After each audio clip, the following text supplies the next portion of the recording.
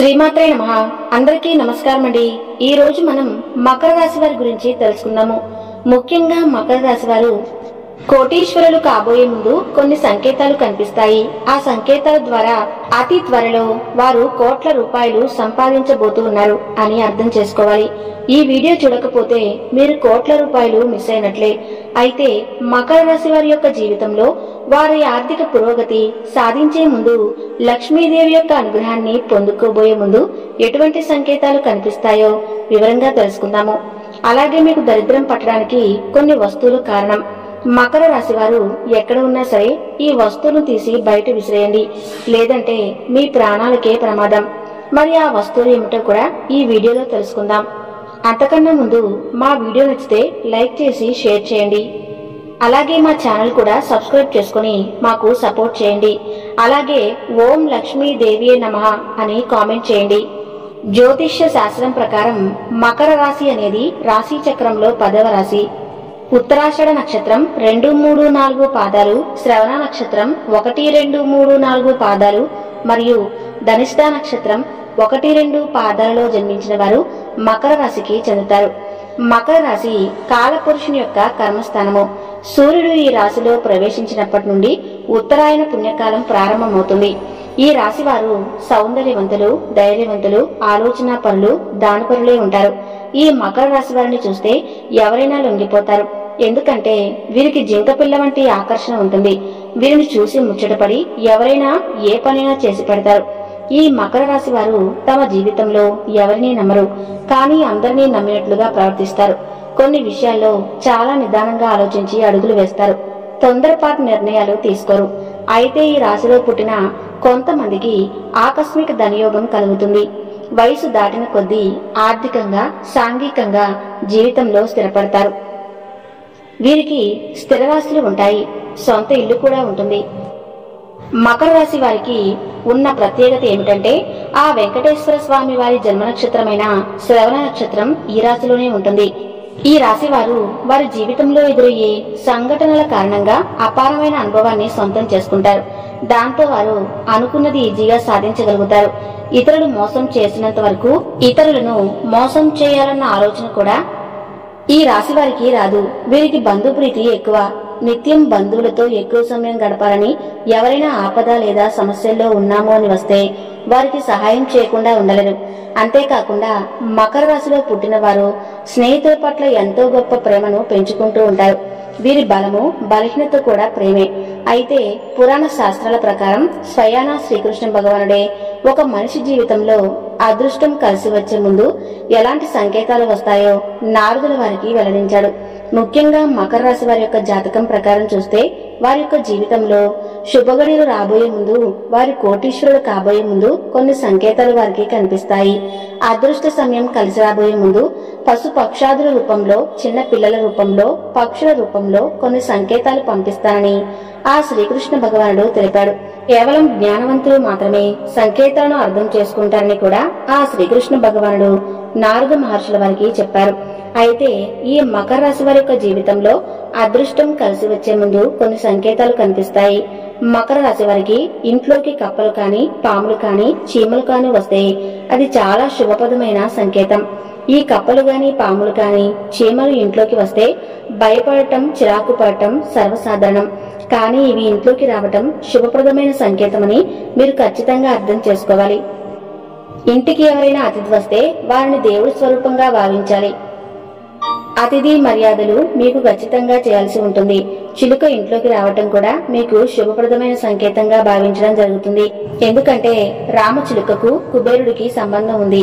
అంతేకాకుండా మన్మధుడి వాహనం కూడా ఈ రామచిలుక కాబట్టి ఇది శుభానికి ప్రతీక. జ్యోతిష్య శాస్త్రం ప్రకారం బుధగ్రహంతో కూడా దీనికి సంబంధం ఉంది. బుధుడి శోభకు చిహ్నం కాబట్టి చిలుక ఇంట్లోకి ప్రవేశించడం వల్ల సంపద కలుగుతుంది, లాభం కలుగుతుంది. వ్యాపారంలో ఉన్నవారు వ్యాపార అభివృద్ధిని ఖచ్చితంగా పొందుతారు.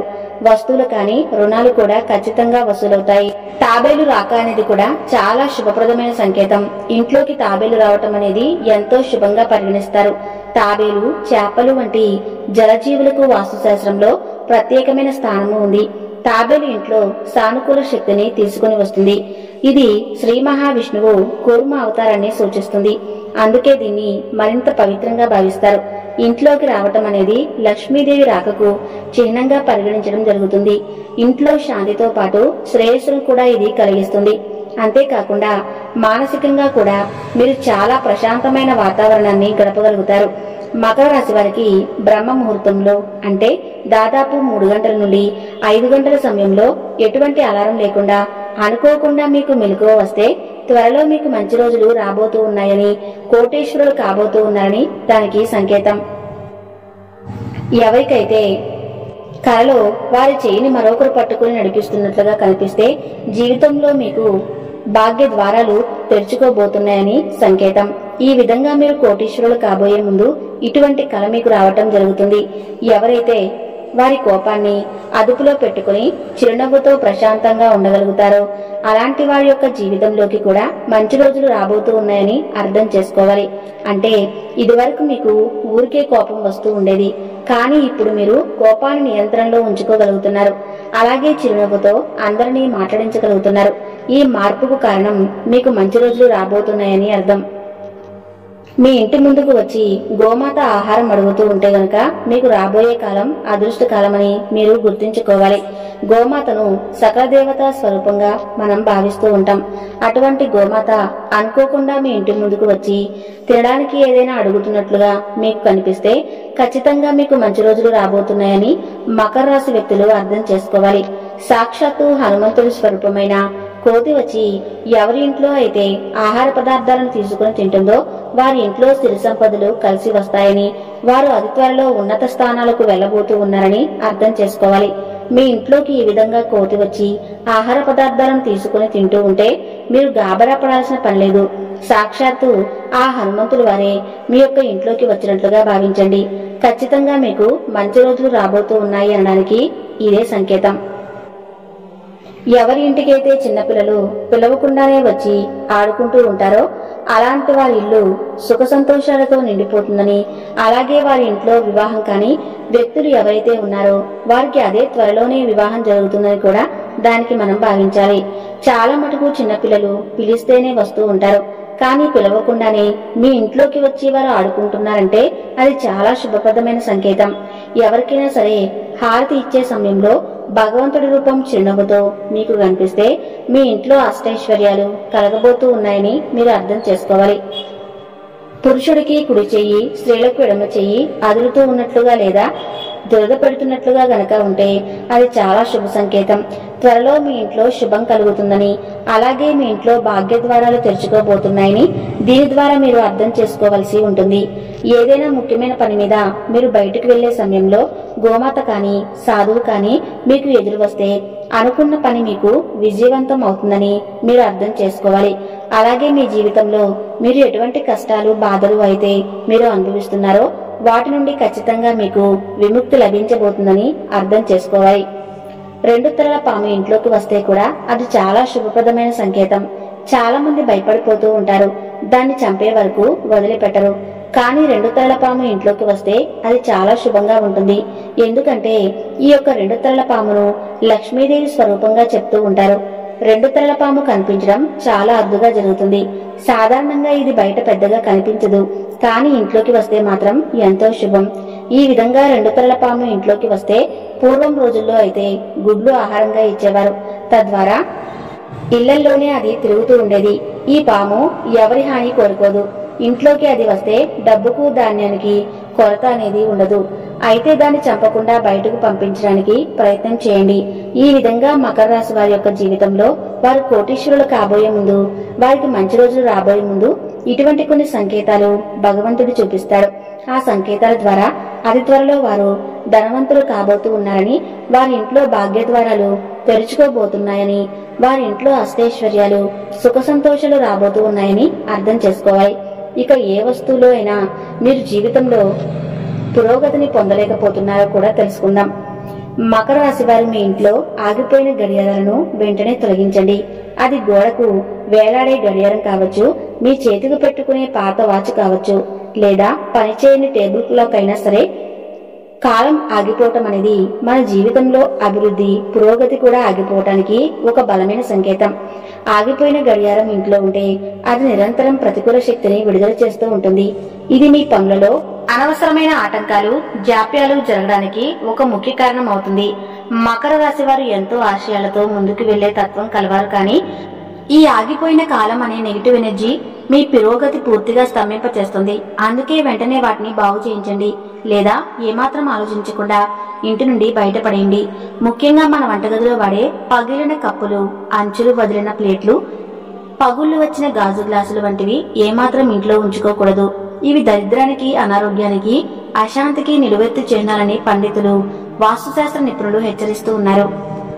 ఈ పగిలిన పాత్రలో భుజించడం లేదా వాటిని ఇంట్లో ఉంచుకోవటం వల్ల మీ ఆరోగ్యానికి, ఐశ్వర్యానికి తీవ్రమైన హాని కలుగుతుంది. కాబట్టి మీ వంటగదిని ఒక్కసారి క్షుణ్ణంగా పరిశీలించి అలాంటివి ఏమి ఉన్నా సరే వెంటనే బయటపడేయండి. పగిలిన అద్దంలో ముఖం చూసుకోవటం అరిష్టమని మన పెద్దలు ఎప్పటి నుండో చెప్తూనే ఉన్నారు. ఇది కేవలం మూఢనమ్మకం మాత్రమే కాదు, దీని వెనుక లోతైన శాస్త్రీయ మానసిక కారణం కూడా ఉంది. పగిలిన అద్దం కాంతిని సరిగ్గా పరావర్తనం చేయలేదు. దీనివల్ల మన ప్రతిబింబం వికృతంగా ముక్కలుగా కనిపిస్తుంది. ఇది మన సబ్ కాన్షియస్ మైండ్ మీద ప్రతికూల ప్రభావం చూపి మన ఆత్మవిశ్వాసాన్ని దెబ్బతీస్తుంది. అంతేకాకుండా వాస్తుశాస్త్రం ప్రకారం పగిలిన అద్దం ఇంట్లోకి సానుకూల శక్తిని విచ్ఛిన్నం చేసి ప్రతికూల శక్తిని రెట్టింపు చేస్తుంది. దీనివల్ల కుటుంబ సభ్యుల మధ్య గొడవలు, మనస్పర్ధలు, అనవసరమైన చికాకులు, ఆర్థిక నష్టాలు పెరుగుతాయి.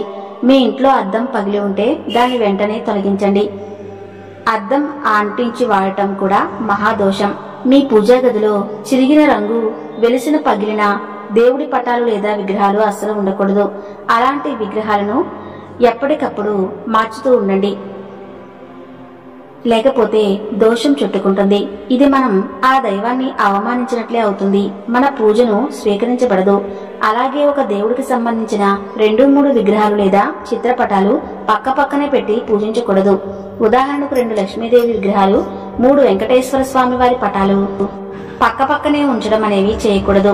ఇంట్లో అదనంగా ఉన్నా లేదా పగిలిపోయిన పటాలను, విగ్రహాలను ఏదైనా గుడిలో ఉన్న రావి చెట్టు కింద భక్తిగా పెట్టండి, లేదా పారే నీటిలో కలపండి. చాలా మంది తమ పెద్దల మీద ఉన్న ప్రేమతో గౌరవంగా వారి గుర్తుగా వారు వాడిన మంచాలు, చేతి కర్రలు వంటి వస్తువులను ఇంట్లో భద్రంగా దాచుకుంటారు. ఇది భావోద్వేగపరంగా సరైనదే అనిపించినా వాస్తుశాస్త్రం ప్రకారం ఇది చాలా పెద్ద తప్పు. చనిపోయిన వారి ఆత్మ వారు వాడిన వస్తువులలో ఒక బలమైన బంధాన్ని పెంచుకుని ఈ భూలోకాన్ని తమ వారిని విడిచి ఉన్నంత లోకాలకు వెళ్లడానికి ఇబ్బంది పడుతుంటారని సంవత్సరాలు చెప్తూ ఉన్నాయి. దీనివల్ల వారి ఆత్మ శాంతించదు. అలాగే ఇంట్లో నివసించే వారికి అశాంతి, తెలియని ఆందోళన, పనులలో ఆటంకాలు, ఆరోగ్య సమస్యలు వంటివి కలుగుతాయి. వారి ఆత్మ శాంతించాలంటే వారు వాడిన వస్తువులను పేదవారికి దానం చేయటం ఉత్తమమైన మార్గం. వారి బట్టలను, మంచం వంటి వస్తువులను అవసరమైన వారికి దానం చేయండి. ఈ 5 రకాల వస్తువులను మీ ఇంట్లో నుండి తొలగించిన తర్వాత లక్ష్మీదేవి ఆహ్వానించడానికి మీ ఇంట్లో మరికొన్ని సానుకూల మార్పులు కూడా చేయాలి. ఇంటి సింహద్వారం ఎప్పుడూ శుభ్రంగా, పవిత్రంగా, ఆకర్షణీయంగా ఉండాలి. లక్ష్మీదేవి మన ఇంటికి వచ్చేసి ముఖద్వారం గుండానే కాబట్టి ప్రతిరోజు గడపకు పసుపు రాసి కుంకుమ బొట్లు పెట్టి అందమైన ముగ్గులతో అలంకరించుకోవాలి. గురువారం ఇంటి గుమ్మానికి మామిడి తోరణాలు కట్టడం వల్ల ఇంట్లోకి ఎటువంటి ప్రతికూల శక్తులు ప్రవేశించడంగా ఉంటాయి. అలాగే ఇంటి ఆవరణలో ఒక తులసి కోటను ఏర్పాటు చేసుకుని ప్రతిరోజు ఉదయం, సాయంత్రం దీపం పెట్టడం వల్ల లక్ష్మీదేవి అనుగ్రహం, విష్ణుమూర్తి ఆశీస్సులు మీకు లభిస్తాయి. మకర రాశి వారు ఈ చిన్న చిన్న మార్పులు చేయటం వల్ల గొప్ప ఫలితాలను చూస్తారు. వంటగది విషయంలో కూడా చాలా జాగ్రత్తలు తీసుకోవాలి. వంటగదిని అన్నపూర్ణాదేవి నివాసంగా భావించి ఎప్పుడూ శుభ్రంగా ఉంచుకోవాలి. ముఖ్యంగా రాత్రిపూట ఎంగిలి గిన్నెలను షింకులో పేరుకుపోనివ్వకూడదు. అన్నపూర్ణాదేవి కొలువై ఉండే వంటగది అపరిశుభ్రంగా ఉంటే ఆ ఇంట్లో ధనధాన్యాలకు తీవ్రమైన లోటు ఏర్పడుతుంది. ముఖ్యంగా ప్రతి శుక్రవారం నాడు ఇంటిని శుభ్రం చేసుకుని ఒక బకెట్ నీటిలో కొద్దిగా గల్లుప్పును వేసి ఆ నీటితో ఇల్లంతా తొడవడం వల్ల ఇంట్లో పేరుకుపోయిన ప్రతికూల శక్తి మొత్తం తొలగిపోతుంది. ఈ రోజు సాయంత్రం ఇంట్లో లక్ష్మీదేవికి దీపారాధన చేసి లలితా సహస్రనామ పారాయణం, అష్టోత్తర శతనామావళి చదువుకోవటం మకర రాశి వారికి అద్భుతమైన యోగాన్ని, ఐశ్వర్యాన్ని కలిగిస్తుంది. మకర రాశి వారు ఎంతో విలువైన సమాచారాన్ని తెలుసుకున్నారు కదా. ఈ వీడియో మీకు నచ్చితే తప్పకుండా లైక్ చేసి ఓం లక్ష్మీదేవియే నమః అని కామెంట్ చేయండి.